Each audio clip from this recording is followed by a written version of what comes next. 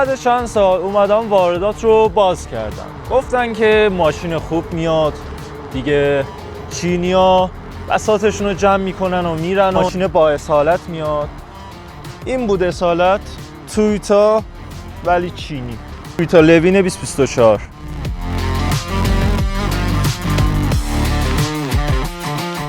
خیلی خوش اومدی به پنجمین قسمت از برنامه شیفزون. امروز یه تویوتا رو داریم، ظاهر تویوتا ولی باطن چین، لوین 2024 1800 هیبرید. شرکت تویوتا اومد با همکاری شرکت چینی FAW یا همون فاو کرولا رو تولید کرد واسه بازار آمریکا. واسه بازار چین هم اومد با شرکت خودروسازی چینی همون گک که فکر کنم چند تا مدل هم تو بازار ایران هم داره. لوین رو واسه بازار چین تولید کرد. حالا درست لوگوی تویوتا رو اینجا گذاشتن ولی چه فایده، کلا چینی. شرکت‌های وارد کننده ایرانی هم اومدن چند نسخه از این ماشین رو تو بازار ایران موجود کردن، هم پلاک ملی هم مخصوص مناطق آزاد. حالا این چه فرقی با اون یکی لوینا داره؟ خب کلا دو مدل لوین وارد بازار ایران شده با موتور 1200 توربو و 1800 هایبرید. حالا این نسخه ای که ما اینجا داریم تویوتا لوین 2024 معمولی 1800 هایبریده. چه فرقی میکنه؟ ببینید فرق زیادی با کرولا نداره، حالا جز چند تا مثلا تغییرات تو سپر و نمیدونم قسمت عقب و آپشن و اینا. حالا مخصوص بازار چینه دیگه، کل قطعات این ماشین رو چین تولید میکنه تحت نظر تویوتا. کلاً چینیه ماشین.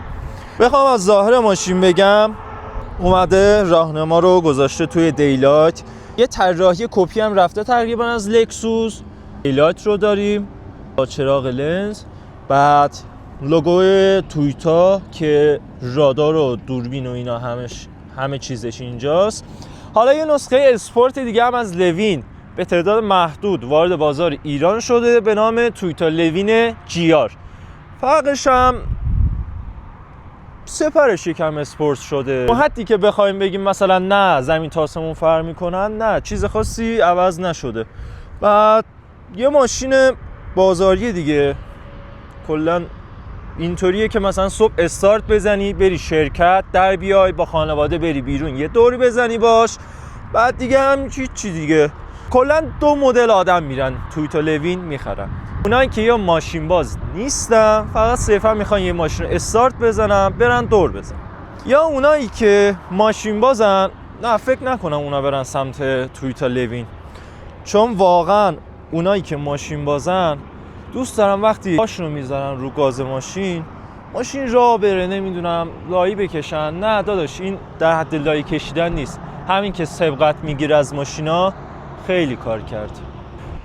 درست زیاد با کرولا فرقی نمیکنه تو نگاه اول، ولی به نظرم اونی میره سراغ کرولا که معمولا سنش بالای 40-50 باشه، ولی اونی که میخواد مثلا یه ماشین یکم اسپورت‌تر ولی خانوادگی سوار شه سنش زیر 40 ساله میاد سراغ لوین. به نظر شخصی خودم لوین خیلی جوون پسندتر، اسپورت‌تره نسبت به نسخه کرولاش.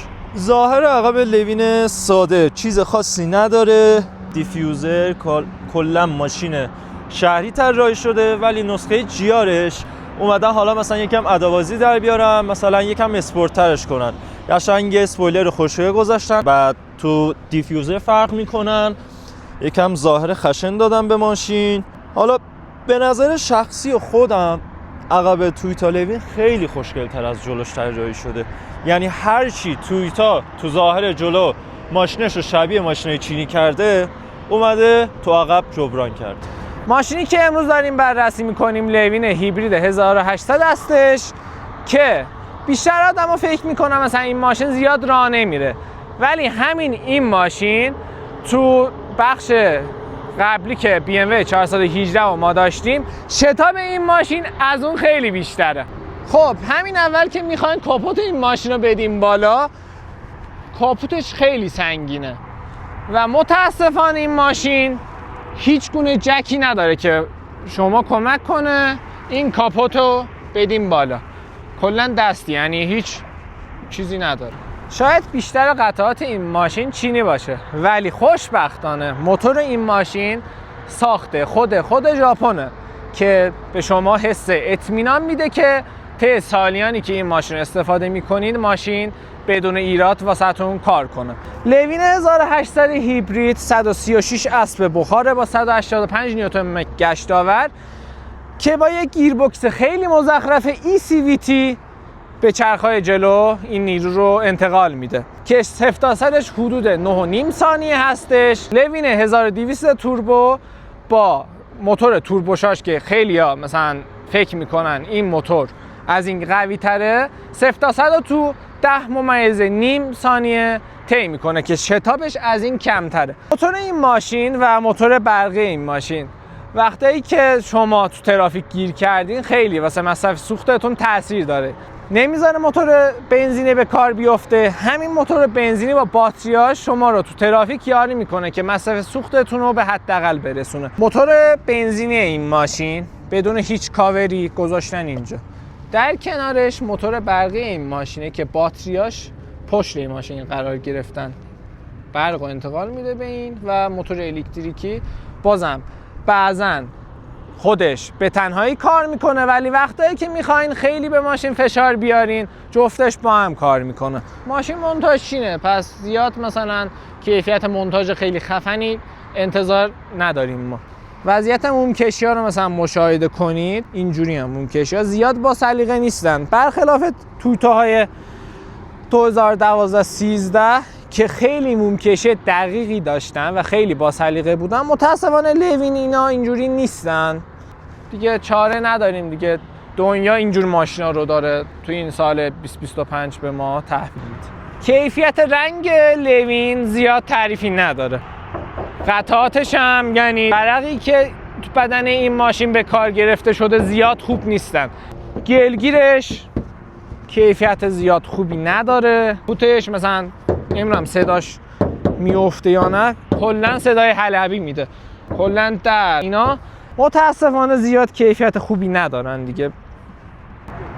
از بدیهای تولید چین به این میشه اشاره کرد که چراغ عقب لوین لامپ طراحی شده به جای اینکه LED کار کنن. خب میخواد قیمت رو بیاره پایین، از کیفیت کم میکنه، قیمتش بیاد پایین و بتونه فروش بیشتری داشته باشه و این چراغا واسه سال 2025 به نظر من اصلا مناسب این ماشین نیستن، که برخلاف تویوتا کورولا که چراغ عقبش LED هستن، لوین یه دونه لامپ داره لامستر. اصلا نمیدونم این کارو چرا تویوتا انجام داده، ولی چاره‌ای نمیشه.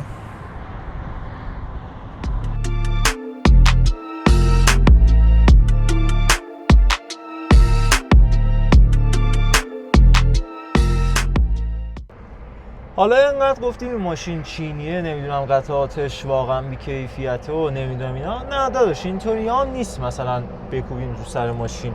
بالاخره تویوتاست دیگه.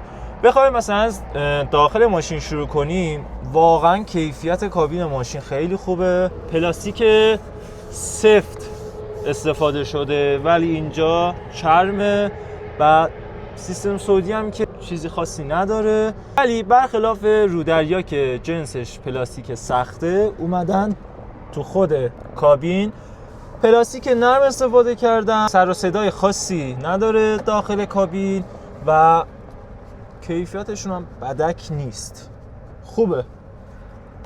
اینجا ما تنظیم ارتفاع چراغای جلو رو داریم، بعد نوربالای اتوماتیک رو داریم و اتو تریپ و نمیدونم در باک. اینجا هم رو فرمون ماشاءالله باید گواهینامه مخصوص بگیریم واسه کنترل اینا.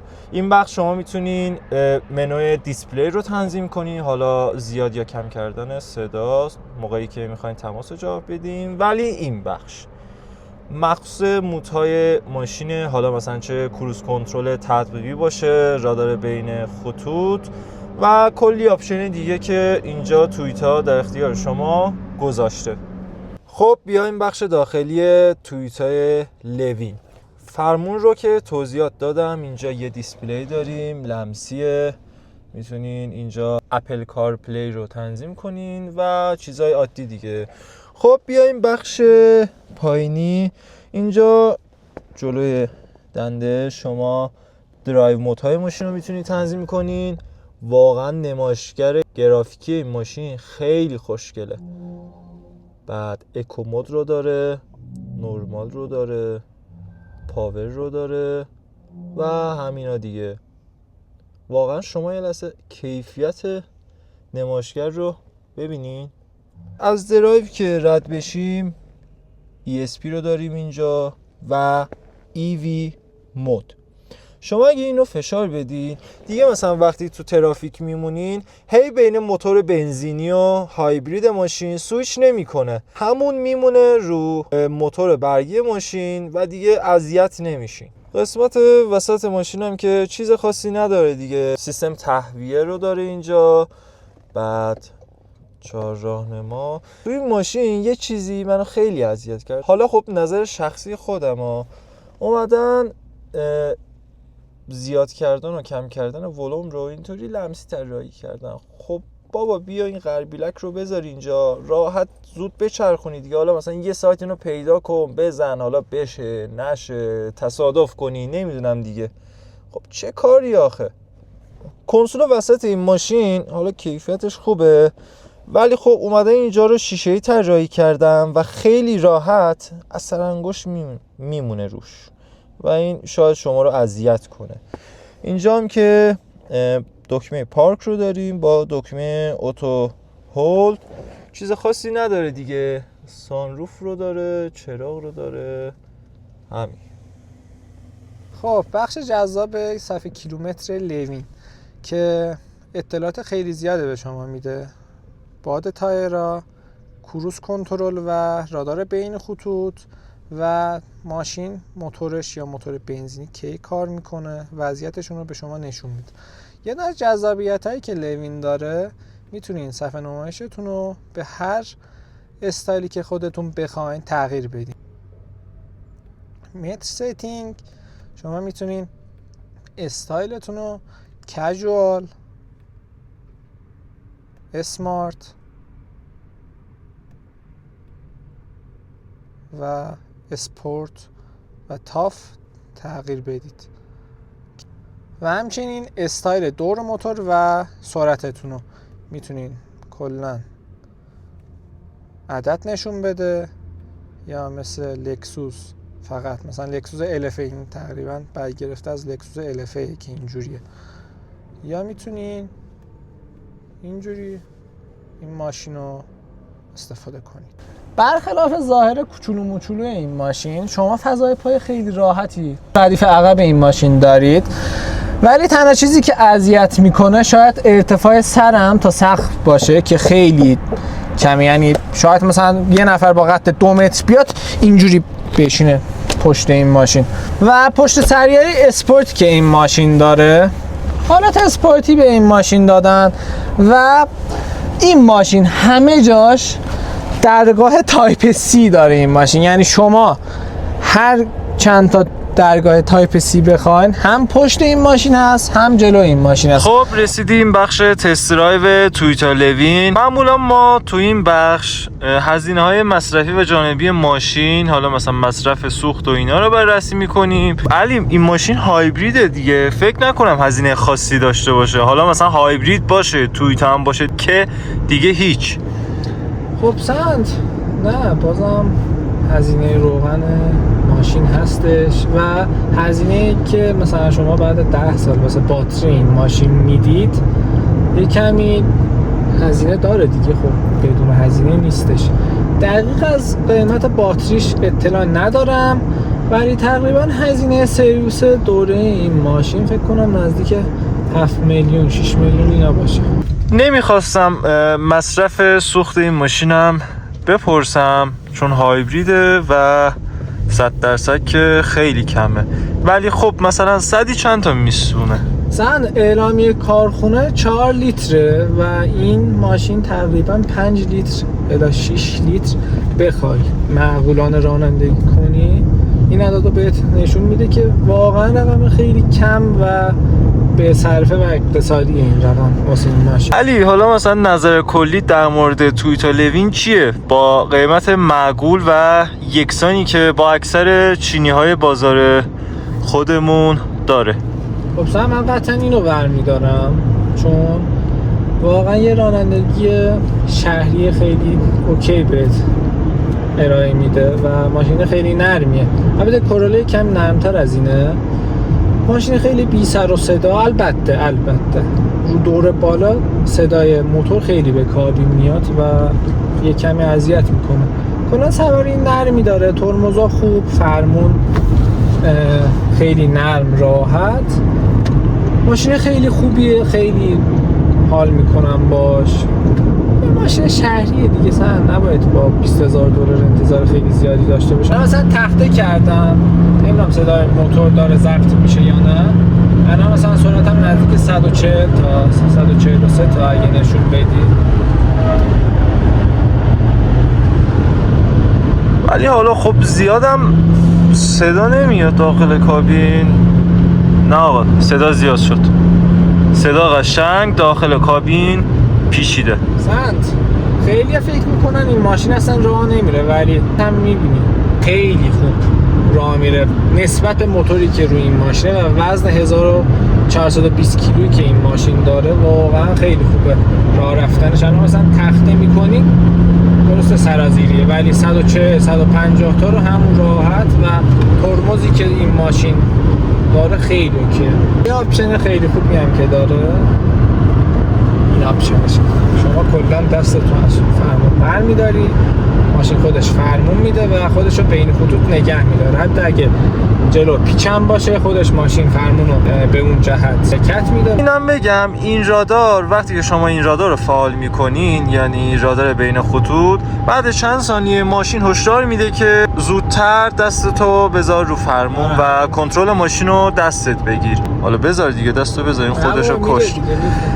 ولی خب نسبت جاده هایی که ما داریم، یعنی ببین ها خط کشی تموم شد، الان ماشین چیکار کنه؟ خب مثلا تو این جاده نه خط کشی درست حسابی داریم، باز الان خط کشی یه جایی هست یه جایی نیست. و یه نکته جالب که این ماشین داره ترمز اضطراریشه، یعنی شما اگه این رادارش رو فعال کنین خودش اتومات تو جایی که نیاز باشه میزنه رو ترمز. حالا خب بدیایی هم داره دیگه، مثلا یه جایی میبینی مثلا لازم نیست ترمز بکنی، یهو خودش ترمز میکنه. که داشتیم تست درایو ماشین رو ضبط میکردیم، من اینجا یه چیزی دیدم بی.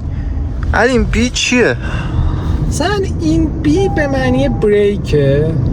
مثلا تو پرادوهای 2005 6 7 شما یه دنده ال داشتید، میذاشتید ال، دنده سنگین. این مثلا اونجای کاربرد داره، شما مثلا نمیخواین زیاد به ترمزاتون فشار بیارید، میذارید رو حالت بی مود، مثلا سرازیری خیلی تیزی برید رو حالت بی مود قرار میدید، باشین دنده سنگینه، رو حالت دنده سنگینی قرار میگیره. مثلا اتفاقا داشتیم از لوین اسپورت حرف میزدیم که همین این لوین اسپورت، آره لوین جی آر این شکلیه، دیفیوزر، اسپویلر و رینگای مشکی. خب زیاد فرقی هم نمیکنه، ولی واقعا رنگش خیلی خوشگله به نسبت توییت لوین معمولی. ولی کلا همون ماشینه، فقط مثلا میتونین شما این ماشین رو بگیرید بعداً اون قطعاتو روی ماشینتون اضافه. آره دیگه به صورت افتر مارکتی هم میتونین اونا رو نصب. جالبیش اینجاست، اگه به صورت افتر مارکتینگ وسایل رو واسه ماشینتون اضافه کنید هزینه‌اش از نسخه فابریکش کمتر میاد. نمیدونم چرا. آینه‌اش هم مشکی. اگه اینجا رو نشون بدی توی اسکرین، من پامو از گاز برداشتم، داره باتری رو شارژ میکنه، یک کوچولو گاز رو فشار میدم کلا موتور برقی کار میکنه، تخته میکنم کلا موتور بنزینی و برقی با هم کار میکنن. خب برسیم بخش جنبندی. بخوام از رقبای این ماشین بگم، تو بازار ایران تقریبا میشه به الانترای 2025 اشاره کرد، تویوتا کورولا و کیا کی3. همینان دیگه. آره فعلا که واردات آزاد شده همینا اومدن.